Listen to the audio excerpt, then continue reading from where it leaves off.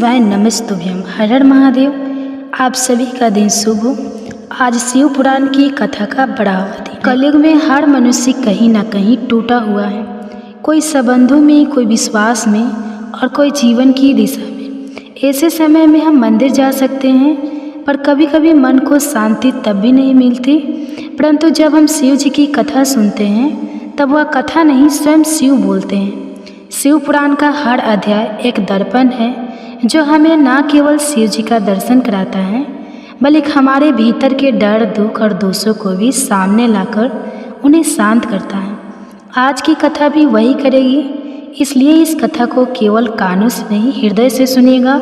और आज के तक से पहले हम सभी प्रार्थना करें, हे नीलकंठ, जैसे आपने हलाहल पीकर सृष्टि को बचाया, वैसे ही हमारे भीतर के जहर, ईर्ष्या, क्रोध, भ्रम और भय को भी अपने चरणों में समेट लीजिए। हमें वह शक्ति दीजिए कि हम कलयुग के काले बादलों के बीच भी आपके प्रकाश को देख सकें और उसी में जी सकें। हर हर महादेव। अब सुनिए आज का अध्याय। देवर्षि नारद बोले, नारायण नारायण। हे महामते, आपने मैना के पूर्व जन्म की अशुभ और अद्भुत कथा तो कही है, उनके विवाह का प्रसंग भी मैंने सुन लिया। अब आगे के उत्तम चरित्र का वर्णन भी कीजिए। श्री ब्रह्मा जी कहने लगे, हे नारद, जब मैना के साथ विवाह करके हिमवान अपने घर को गए, तब तीनों लोकों में बड़ा भारी उत्सव मनाया गया। हिमालय भी अत्यंत प्रसन्न होकर मैना के साथ अपने सुखदायक सदन में निवास करने लगे। हे मुनि, उस समय श्री विष्णु आदि समस्त देवता और महात्मा मुनि गिरिराज के पास गए। उन सब देवताओं को आया हुआ देखकर महान हिमगिरी ने प्रशंसा पूर्वक उन्हें प्रणाम किया और अपने भाग्य की सराहना करते हुए भक्ति भाव से उन सभी का आदर सत्कार किया। हाथ जोड़कर, मस्तक झुकाकर वे बड़े प्रेम से स्तुति करने को तैयार हुए। शैलराज के शरीर में महान रोमांच आया, उनके नेत्रों से प्रेम के आंसू बहने लगे। हे मुनि, हिमशैल ने प्रसन्न मन से अत्यंत प्रेम पूर्वक प्रणाम किया और विनीत भाव से खड़े होकर श्री विष्णु आदि देवताओं से कहने लगे, आज मेरा जन्म सफल हो गया, मेरी बड़ी भारी तपस्या सफल हुई है, आज मेरा ज्ञान सफल हुआ और आज मेरी सारी क्रियाएं भी सफल हो गई। आज मैं धन्य हुआ हूँ, मेरी सारी भूमि धन्य हो गई, मेरा कुल धन्य हो गया, मेरी स्त्री तथा मेरा सब कुछ आज धन्य हो गया। और इसमें कोई संशय नहीं है, क्योंकि आप सब महान देवता एक साथ मिलकर एक ही समय यहाँ पधारे हैं। मुझे अपना सेवक समझकर प्रसन्नतापूर्वक उचित कार्य के लिए अब आज्ञा दीजिए। हेमगिरी का यह वचन सुनकर वे सभी देवता बड़े प्रसन्न हुए और अपने कार्य की सीधी मानते हुए कहने लगे, हे महाप्राज्ञ हिमाचल, अब हमारा हितकारक वचन भी सुन लो। हम सब लोग जिस काम के लिए यहाँ आए हैं, उसे प्रसन्नतापूर्वक बता रहे हैं। हे गिरिराज, पहले जो जगदम्बा उमा दक्ष कन्या सती के रूप में प्रकट हुई थी और रुद्र पत्नी होकर सुदीर्घ काल तक इस भूतल पर क्रिया करती रही, वे अंबिका सती अपने पिता से अनादर पाकर अपनी प्रतिज्ञा का स्मरण करके यज्ञ में शरीर त्याग कर अपने परम धाम को पधार गए। हे हिमगिरे, वह कथा लोक में विख्यात है और तुम्हें भी विदित है। यदि वे सती पुनः तुम्हारे घर में प्रकट हो जाए, तो देवताओं का महान लाभ हो सकता है। श्री ब्रह्मा जी कहने लगे, श्री विष्णु आदि देवताओं की यह बात सुनकर गिरिराज हिमालय मन ही मन प्रसन्न होकर बड़े आदर से झुक गए और कहने लगे, हे प्रभु, ऐसा हो तो बड़े सौभाग्य की बात होगी। तदंतर वे देवता उन्हें बड़े आदर से उमा को प्रसन्न करने की विधि बताकर स्वयं सदा शिव पत्नी उमा की शरण में गए। एक सुंदर स्थान में स्थित होकर सभी देवतागणों ने जगदम्बा देवी का स्मरण किया और बारंबार प्रणाम करके वे वहाँ श्रद्धापूर्वक उनकी स्तुति करने लगे। देवतागण बोले, शिवलोक में निवास करने वाली हे देवी, हे उमे जगदम्बे, सदा शिव प्रिय, हे दुर्गे, हे महेश्वरी, हम आपको नमस्कार करते हैं। आप पावन शांत स्वरूप श्री शक्ति है, परम पावन पृष्टि है, अव्यक्त प्रकृति और महत्व यह आपके ही रूप हैं। हम भक्तिपूर्वक आपको ही नमस्कार करते हैं। आप कल्याणमय शिवा हैं, आपके हाथ भी कल्याणकारी हैं। आप शुद्ध, अस्तुल, सूक्ष्म और सबका परम आश्रय हैं। अंतर्विद्या और सुविधा से अत्यंत प्रसन्न रहने वाली आप देवी को हम प्रणाम करते हैं। आप श्राद्धा है, आप धृति हैं, आप श्री हैं और आप ही सब में व्याप्त रहने वाली देवी हैं। आप ही सूर्य की किरणें हैं और आप ही अपने प्रपंच को प्रकाशित करने वाली हैं। ब्रह्मांड रूप शरीर में और जगत के जीवों में रहकर जो ब्रह्मा से लेकर तन पर्यंत संपूर्ण जगत की पुष्टि करती हैं, उन आदि देवी को हम नमस्कार करते हैं। आप ही वेद माता गायत्री हैं, आप ही सावित्री और सरस्वती हैं। आप ही संपूर्ण जगत के लिए वार्ता नामक वृत्ति हैं और आप ही धर्म स्वरूपा वेद त्रयी हैं। आप ही संपूर्ण भूतों में निद्रा बनकर रहती हैं। उनकी क्षुधा और तृप्ति भी आप ही हैं। आप ही तृष्णा, कांति, छवि, दृष्टि और सदा संपूर्ण आनंद को देने वाली हैं। आप ही पुण्यकर्ताओं को यहाँ लक्ष्मी बनकर रहती हैं और आप ही पापियों के घर सदा ज्येष्ठा अर्थात लक्ष्मी जी की बड़ी बहन दरिद्रता के रूप में वास करती हैं। आप ही संपूर्ण जगत की शांति हैं। आप ही धारण करने वाली धात्री और प्राणों का पोषण करने वाली शक्ति हैं। आप ही पांचों भूतों के सार तत्व को प्रकट करने वाली तत्व स्वरूपा हैं। आप ही नीतियों की नीति तथा व्यवसाय रूपनी हैं। आप ही साम वेद की गति है। आप ही ग्रंथि है। आप ही यजुर मंत्रों की आहुति है। यज्ञ वेद की मात्रा तथा अर्थ वेद की परम गति भी आप ही है, जो प्राणियों के नाक, कान, नेत्र, मुख, भुजा, वक्षस्थल और हृदय में गति रूप से स्थित होकर सदा ही उनके लिए सुख का विस्तार करती है, जो निद्रा के रूप में संसार के लोगों को अत्यंत सुभग प्रतीत होती है। वे देवी उमा जगत की स्थिति और पालन के लिए हम सब पर प्रसन्न हों। इस प्रकार जगत जननी सती साध्वी महेश्वरी उमा की स्तुति करके अपने हृदय में विशुद्ध प्रेम लिए वे सभी देवतागण उनके दर्शन की इच्छा से वहाँ खड़े हो गए। श्री ब्रह्मा जी कहते हैं, हे नारद, देवताओं की इस प्रकार स्तुति करने पर दुर्गम पीड़ा का नाश करने वाली जगत जननी देवी दुर्गा उनके सामने प्रकट हुई। वे परम अद्भुत दिव्य रत्नमय रथ पर बैठी हुई थी। उस श्रेष्ठ रथ में घुंघरू लगे हुए थे और उस रथ में बहुत ही कोमल बिस्तर बिछा हुआ था। उनके श्री विग्रह का एक एक अंग करोड़ों सूर्य से भी अधिक प्रकाशमान और अनमनीय था। ऐसे अवयव से वे अत्यंत उदासीन हो रही थी। सब ओर फैली हुई अपनी तेजो राशि के मध्य भाग में वे विराजमान थी। उनका रूप बहुत ही सुंदर था और उनकी छवि की कहीं तुलना ही नहीं की जा सकती थी। सदा शिव के साथ विलास करने वाली उन महामाया की किसी के साथ समानता ही नहीं थी। शिवलोक में निवास करने वाली वे देवी त्रिविध चिन्मय गुणों से युक्त थी और प्राकृत गुणों का अभाव होने से उन्हें निर्गुणा भी कहा जाता है। वे नित्य स्वरूपा है। वे दुष्टों पर प्रचंड कोप करने के कारण चंडी भी कहलाती हैं, परंतु स्वरूप से शिवा है अर्थात कल्याणमयी है। सबकी पीड़ाओं का नाश करने वाली तथा संपूर्ण जगत की माता है। वे ही प्रलय काल में महानिद्रा होकर सबको अपने अंक में सुला लेती हैं तथा वे ही समस्त सौजनों का संसार सागर से उद्धार कर देती हैं। शिवा देवी की तेजो राशि के प्रभाव से देवता उन्हें अच्छी तरह देख ही नहीं सके। तब उनके दर्शनों की अभिलाषा से देवताओं ने फिर उनका सत्वन किया।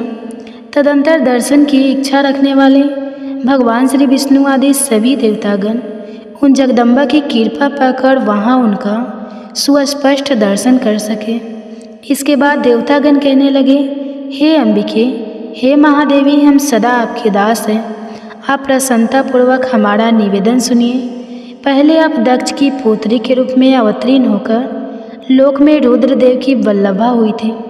उस समय आपने श्री ब्रह्मा जी के तथा दूसरे देवताओं के महान दुख का निवारण किया था। तदंतर पिता से अनादर पाकर अपनी हुई प्रतिज्ञा के अनुसार आपने शरीर को भी त्याग दिया और सौधाम में पधारे। इसे भगवान हर को भी बहुत दुख हुआ। हे महेश्वरी, आपके चले आने से देवताओं का कार्य पूरा नहीं हुआ, अतः हम देवतागण और मुनि व्याकुल होकर आपकी शरण में आए हैं। हे महिषासुरानी, हे शिव, आप देवताओं का मनोरथ पूर्ण कीजिए, जिससे सनत कुमार का वचन भी सफल हो जाए। हे देवी, आप जो भूतल पर अवतीर्ण होकर पुनः रुद्रदेव की पत्नी हुई और यथा योग्य ऐसी लीला कीजिए। तो प्रिय श्रोताओं, आज का अध्याय यहीं पर समाप्त हुआ। इसके आगे का अध्याय आप कल सुनेंगे। आप अब सुनिए भगवान शिव की बहुत ही सुंदर कथा। एक बार भगवान शिव ने अपनी दिव्य शक्ति से एक बड़े कढ़ाई को प्रकट की।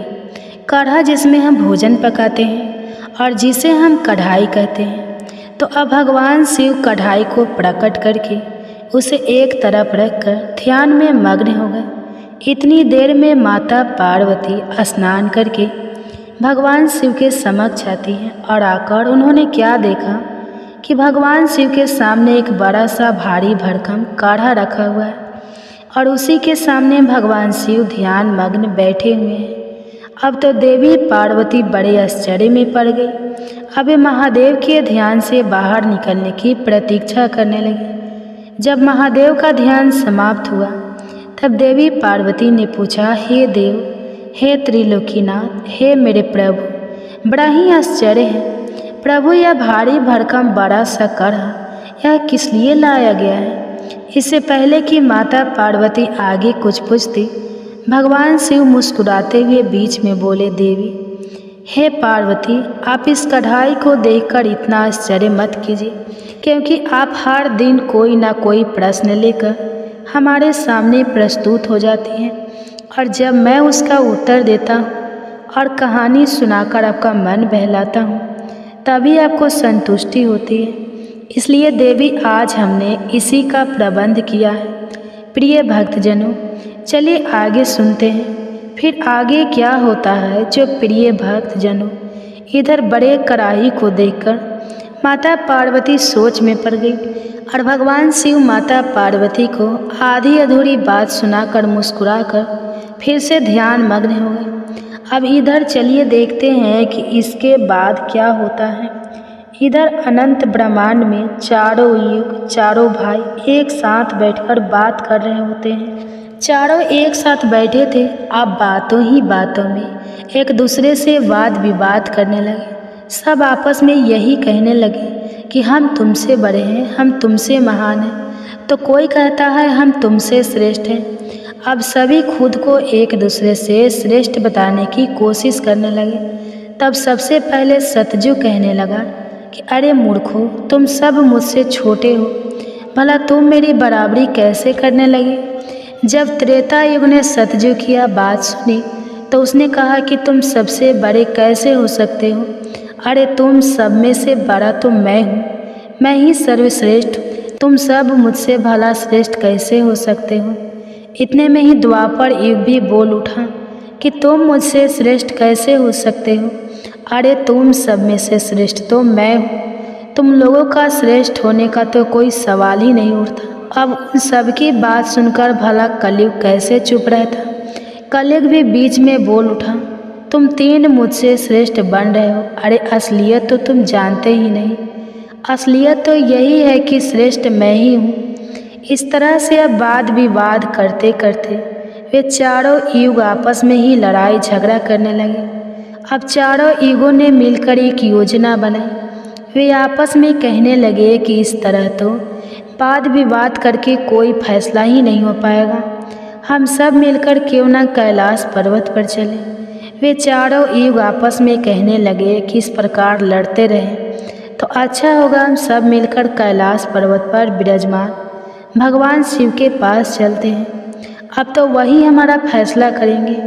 इस तरह से आपस में समझौता करके चारों युगों ने कैलाश पर्वत की ओर प्रस्थान किया। चलते चलते आखिरकार वे कैलाश पर्वत पर पहुंच गए। वहां पर पहुंचकर चारों युगों ने भगवान शिव को प्रणाम किया। चारों युगों को अपने पास आया देखकर भगवान शिव ने उन सभी का स्वागत करते हुए कहा कि आप सभी का हमारे दरबार में, हमारे कैलाश पर स्वागत है। कहो तुम्हारे आने का क्या कारण है? आप तो स्वयं ही कल चक्रे हो, तुम सभी तो स्वयं समय हो, फिर ऐसा क्या कारण हो गया कि आपको हमारे पास आना पड़ा? भगवान शिव के इस प्रकार पूछने पर चारों युगों ने कहा कि हे सृष्टि के रचयिता, हे प्रभु, हे महादेव, हम चारों युगों में विवाद खड़ा हो गया है और हम सब में एक दूसरे से बड़ा होने की बात पर होड़ लग गई है। इसी समस्या का समाधान पाने के लिए हे प्रभु, हम आपके समक्ष पधारे हैं। हम इस समस्या का समाधान खुद से करने में असमर्थ थे, इसलिए प्रभु अब तो आप ही हमारी इस समस्या का कोई समाधान ढूंढिए। आप ही हमारा फैसला कीजिए, आप हमारा न्याय कीजिए और बताएं प्रभु कि हम चारों युगों में आखिरकार सबसे बड़ा कौन है, हम चारों में से सबसे श्रेष्ठ कौन है। चारों युगों की इस बात सुनकर भगवान शिव कहने लगे कि इसका फैसला तो तब होगा जब आप चारों अपने अपने बारे में बताएंगे कि किन किन गुणों के कारण आप खुद को बड़ा बता रहे हो। तब शिव जी ने कहा, हे सतयुग, पहले तुम ही बताओ कि तुम कैसे श्रेष्ठ हो गए। तब सतयुग ने कहा, प्रभु देखिए, मेरी आयु सबसे ज़्यादा है, मैं 70 लाख वर्ष का हूँ और अन्य युग मुझसे 70 लाख वर्ष छोटे हैं, इसलिए मैं इन सभी से लंबी आयु का हूँ। सतयुग की बात सुनते ही अब कलयुग बोल उठा कि प्रभु, व्यक्ति कभी भी आयु से बड़ा नहीं होता, व्यक्ति के गुणों से बड़ा होता है। अब देखिए, भगवान शिव ने कलयुग की इस दलील को मान लिया और सतयुग से कहा, हे सतयुग, तुम इस तरह आयु में बड़े होने से तो बड़े नहीं हो सकते। भगवान शिव की यह बात सुनकर सतयुग ने कहा, प्रभु मेरे युग में जो भी व्यक्ति हुए हैं वह तो बड़े ही बलवान हुए हैं, बहुत ही पराक्रमी थे, वह पृथ्वी तक को उठा ले जाए, ऐसे पराक्रमी और बलराम बलवान थे। और जब मेरा राज्य था तब उसमें भगवान श्री हरि विष्णु ने भी कई अवतार धारण किए थे। वराह अवतार भी मेरे ही काल में हुआ था, नरसिंह अवतार भी मेरे ही युग में हुआ था, यहाँ तक कि प्रभु मत्स्य अवतार भी तो मेरे ही युग में हुआ था। सतयुग को अपने बारे में इस तरह बढ़ाई करते देखकर त्रेता युग बोल उठा, नहीं नहीं, प्रभु श्री हरि विष्णु के अवतार लेने से सतयुग बड़ा भरा कैसे हो सकता है। प्रभु मर्यादा पुरुषोत्तम भगवान श्री रामचंद्र जी का अवतार तो मेरे ही युग में हुआ था। उन्होंने संसार को मर्यादा और धर्म पालन सिखाया। रावण जैसे महापंडित और कुंभकर्ण जैसे महान बलवान भी तो मेरे ही शासन काल में हुए थे। प्रभु इस तरह सतयुग मुझसे बड़ा नहीं हो सकता, फिर इन सब में से तो बड़ा मैं ही हुआ। बस फिर क्या था। जब यह बातें द्वापर ने सुनी तो द्वापर युग महादेव से बोल उठा, हे महादेव, हे प्रभु, यह दोनों बड़े बन रहे हैं, किंतु यह दोनों बड़े कैसे हो सकते हैं। आप देखिए ना प्रभु, आप तो जानते ही हैं जब मेरा शासन काल आया तो मेरे ही तो शासन काल में भगवान श्री कृष्ण ने अवतार लिया था और जो 16 कलाओं से संपन्न थे, परिपूर्ण थे, पर ब्रह्मा थे, उन्होंने ऐसा विराट रूप दिखाया जो कभी स्वयं भगवान विष्णु ने भी नहीं दिखाया था। इसलिए हे प्रभु, हे भोलेनाथ, यह दोनों योद्धाओं की बात करते हैं तो मेरे शासन काल में भी बड़े बड़े योद्धा द्रोणाचार्य, कर्ण, भीष्म, पितामह, युधिष्ठिर, अर्जुन, भीम, नकुल, सहदेव, कंस आदि ये भी तो मेरे ही शासन काल में हुए थे। प्रभु यहाँ तक कि बलराम जी भी मेरे ही शासन काल में तो हुए थे। अब बताइए प्रभु, मेरे शासन काल में कौन सा योद्धा भला इन योद्धाओं से कम था। इन सबसे तो श्रेष्ठ मैं ही हूँ। तब तक कलयुग भी बोल उठा कि प्रभु, मैं इनकी बातें सही मानता हूँ, लेकिन इन तीनों के शासन काल में जो भी योद्धा हुए थे, जो भी अवतार हुए थे, उनमें कई काम चोरियाँ पाई गई थी और जिनके शासन काल में काम चोरी वाले मनुष्य होते हैं वे भला श्रेष्ठ कैसे हो सकते हैं। कलयुग कहने लगा, नहीं भगवान, मेरा शासन काल सबसे अच्छा है, क्योंकि मेरा शासन काल तो अच्छी अच्छी और नई नई तकनीकों से परिपूर्ण है। मेरा युग मशीनों का युग है, इसलिए मेरा शासन काल सबसे श्रेष्ठ है। अब भगवान शिव उन चारों युगों की बात को, उनके वाद विवाद को सुनकर मन ही मन विचार करने लगे कि किस प्रकार से इन सब की बातों का फैसला किया जाए और किस युग को श्रेष्ठ साबित किया जाए। वहीं पास में ही जगत जननी माता पार्वती भी भगवान शिव के साथ विराजमान थे। जो कि इन सभी युगों के वार्तालाप को बड़े ही ध्यानपूर्वक सुन रही थी। तभी माता पार्वती महादेव से कहने लगी, हे प्रभु, आप मन ही मन किस बात का विचार कर रहे हैं? अगर आपने इनका फैसला नहीं किया तो यह चारों भाई तो फिर आपस में ही कट मर जाएंगे, आपस में इस तरह की झगड़ा करते रहेंगे। प्रभु, इसलिए आपको इनका फैसला तो तुरंत ही करना होगा। अगर इन्होंने ऐसा किया तो सृष्टि का तो काल चक्र ही रुक जाएगा, समय का प्रभाव ही रुक जाएगा। इसलिए हे भोलेनाथ, अब आप ही कुछ कीजिए। माता पार्वती के इस आग्रह को सुनकर महादेव कहने लगे, हे देवी, ठीक है, मैं समस्त युगों की बात मानता हूँ और मैं ही इन चारों युगों की बात का फैसला करूँगा। इसके बाद भगवान शिव ने चारों युगों से कहा, चलो ठीक है, अब मैं तुम चारों की परीक्षा लूँगा। जो इस परीक्षा में सफल हुआ वही श्रेष्ठ साबित हुआ। सतयुग बोल उठा, हे भगवान, आप जो चाहे हमारी परीक्षा ले सकते हैं, लेकिन सत्य तो यही है प्रभु कि सबसे बड़ा तो मैं ही रहूँगा। भगवान शिव की बात मानकर आखिरकार चारों युग परीक्षा देने के लिए तैयार हो गए। तब भगवान शिव ने माता पार्वती की तरफ मुस्कुराते हुए देखा और फिर कहा, हे देवी, आप आश्चर्यचकित थी ना कि मैंने अपने सामने यह कढ़ा किस लिए रखा है? तो अब इस कढ़ाई का समय आ गया है। आपने मुझसे प्रश्न किया था कि यह कढ़ाई मैंने किस लिए रखा है और यह फरसा किस उद्देश्य के लिए है। तब क्या था, भगवान शिव ने देखते ही देखते लोहे के फरसे को कैलाश पर्वत के नीचे एक तलहटी में रख दिया और फिर उस कढ़ाई परसे के पास में ही चावल का एक ढेर भी लगा दिया। फिर भगवान शिव ने चारों युगों को बुलाया और कहा कि तुम चारों ही देख रहे हो ना, इसी से तुम चारों की अभी परीक्षा हो जाएगी। फिर भगवान शिव ने सतयुग से कहा, हे सतयुग, तुम मेरे 500 गणों को जो यहाँ बैठे हुए हैं भोजन बनाकर खिलाना है और इस परसे में रखे हुए चावल को बनाना है और इन चावलों को तुम्हारे ही युग का कोई व्यक्ति बनाएगा और मेरे यहाँ पर जितने भी गण हैं वह सब भोजन करेंगे। इसके बाद भगवान शिव ने आगे कहा, सतयुग, अब तुम्हारे ही युग का कोई व्यक्ति बनाओ और उसे यहाँ भोजन बनाने के लिए भेज दो।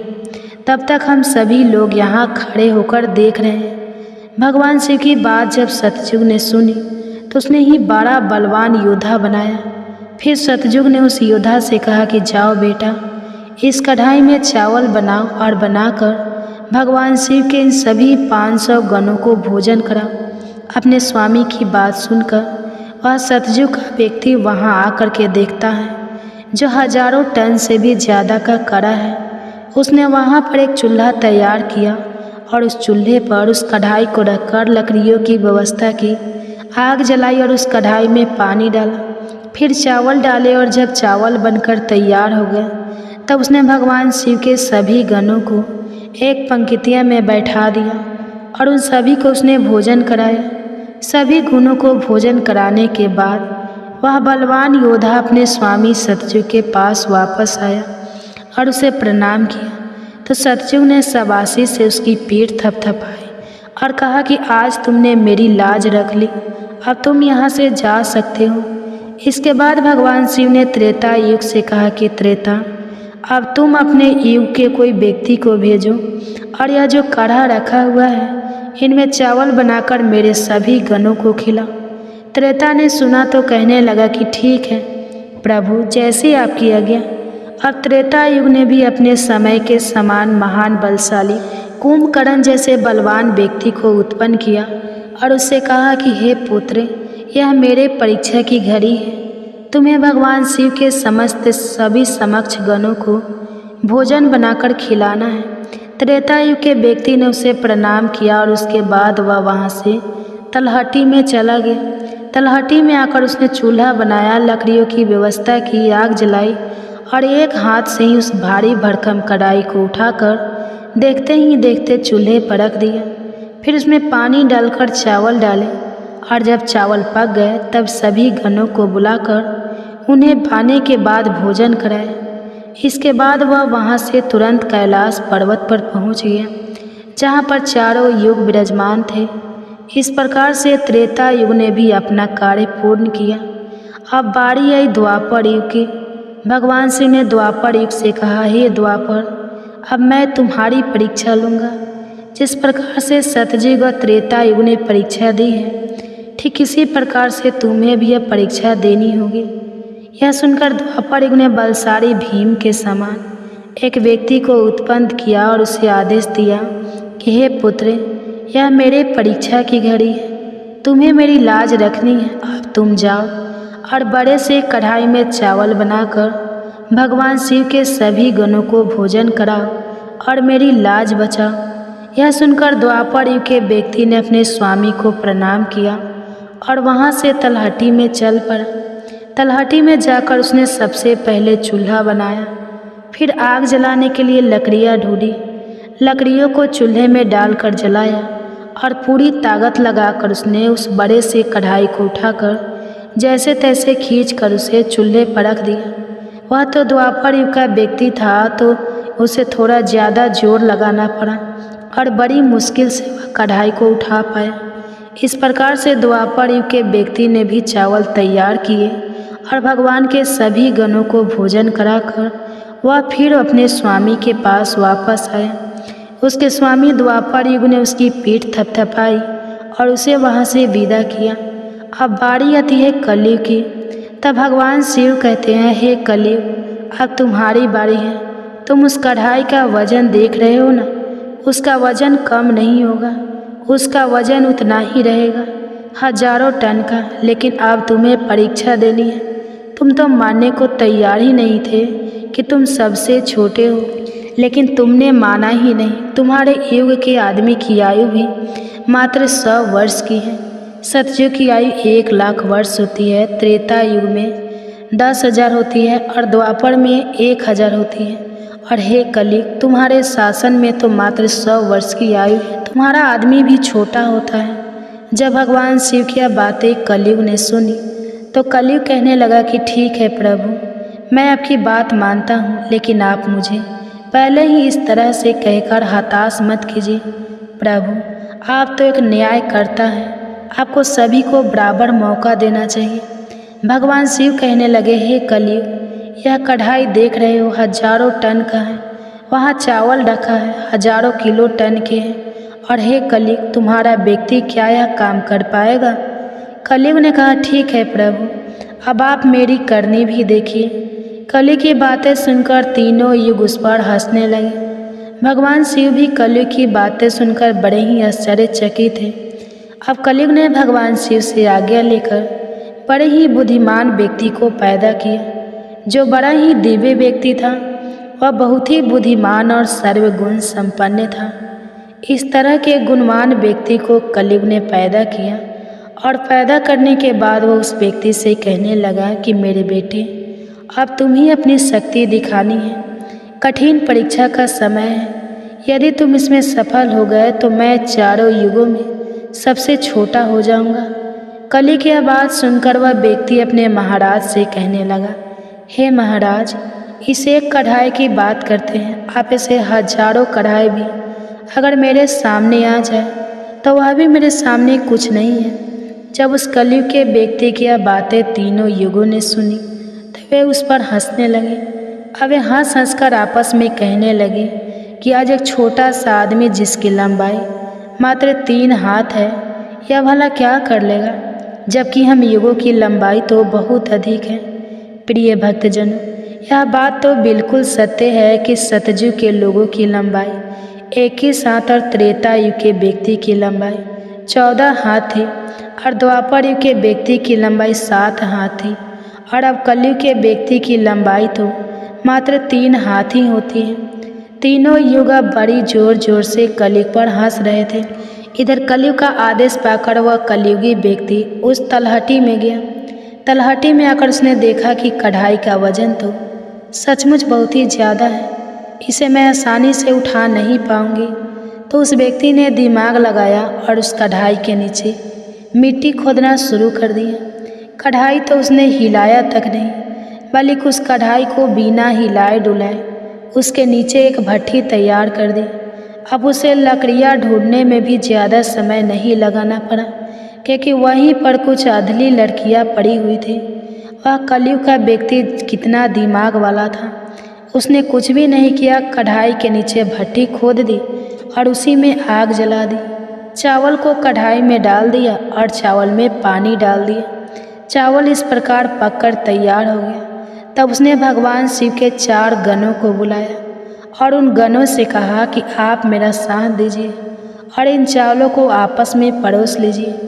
यह बात सुनते ही भगवान शिव के 4 हष्ट-पुष्ट गण चल देते हैं और देखते ही देखते कतार में बैठे सभी शिवगणों को उन 4 विशाल गणों ने चावल परोस दिए। इस प्रकार सभी गणों ने भोजन कर लिया।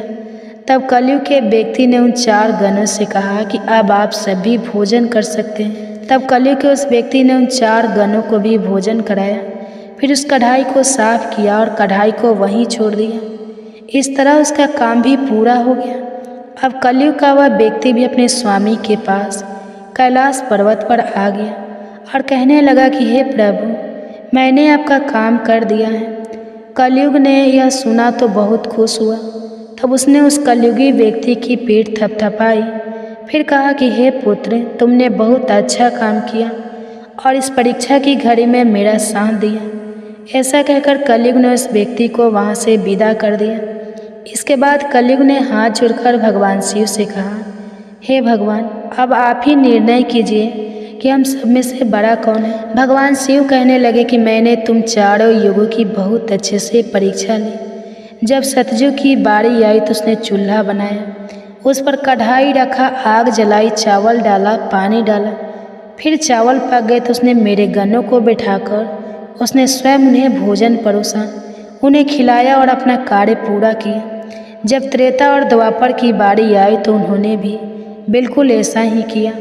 अब बारी थी कलयुग की। शायद तुमने देखा नहीं कि मात्र 3 हाथ का व्यक्ति, जिसकी बुद्धि देख लीजिए, ये कढ़ाई कितनी भारी भरकम और बड़ी थी। उसकी बुद्धि देखो, उसने उस कढ़ाई में चावल बना दी जिस कढ़ाई को वह हिला तक नहीं सकता था। और मेरे इतने गण थे, अगर वह व्यक्ति बाल्टियों से चावल परोसता तो शायद वो परेशान हो जाता। अब देखिए उसकी बुद्धि, उसने उतने में ही 4 गणों को अपनी सहायता के लिए बुलाया और उन 4 गणों को भोजन परोसा और स्वयं बैठा रहा। और ऊपर से उसने बिना हाथ लगाए उस कढ़ाई को भट्टी पर भी रखा था। यह कितना बुद्धिमान व्यक्ति था और इसलिए यह युग भी बहुत बुद्धिमान हुआ। तब भगवान शिव ने उन चारों युगों से कहा कि कलयुग बुद्धिमान व्यक्ति का युग होगा। तुम सब जैसा शासन करते आए हो, चलो ठीक है, तुम सब की धर्म और निष्ठा भी रही है, सभी ने धर्म का अच्छे से पालन भी किया है, चलो ठीक है। लेकिन तुम्हारे युग के व्यक्तियों में बुद्धि का अभाव था, जिन्होंने कभी अपनी बुद्धि का उपयोग नहीं किया। अब देख लो, रावण और कुंभकर्ण जैसे असुर ने भगवान विष्णु के अवतार को ही नहीं पहचाना और अज्ञानता व शून्य से ही युद्ध कर बैठे। और कारण यह हुआ कि वे युद्ध में मारे गए। अगर उन्हें बिल्कुल भी अपनी बुद्धि का प्रयोग किया होता तो उनका इस प्रकार सर्वनाश नहीं होता। इसलिए हे चारों युगों, आने वाले कलयुग के राज्य में ऐसे ही बुद्धिमान व्यक्ति देखने को मिलेंगे। ऐसी ही तकनीक, ऐसी ही मशीनें बनाएंगे जिससे वे बैठे बैठे ही सारा काम कर सकते हैं, बैठे बैठे ही कोई भी काम कर सकते हैं। कलयुग में व्यक्ति एक ही दिन में भगवान को प्राप्त कर लेगा। इस प्रकार से भगवान शिव ने चारों युगों की समस्याओं का समाधान किया और कहा कि कलयुग की सबसे श्रेष्ठ युग है। यह सुनकर चारों युग अपने अपने धाम को संतुष्ट होकर लौट गए। माता पार्वती भी यह सब कुछ देख और सुनकर बड़ी प्रसन्न हुई। उनके मन में उठी जिज्ञासा भी शांत हो चुकी थी और उनका मन भी बहल चुका था। तो प्रिय भक्तजनों, आज की कथा अगर पसंद आई हो तो वीडियो को लाइक कीजिएगा, शेयर कीजिएगा, चैनल को सब्सक्राइब कीजिएगा और कमेंट्स में हर हर महादेव जरूर लिखिएगा। इसी के साथ आज आप हमारे चैनल पर शिव महापुराण की कथा भी जरूर सुनिएगा। तो प्रेम से बोलिए ओम नमः शिवाय।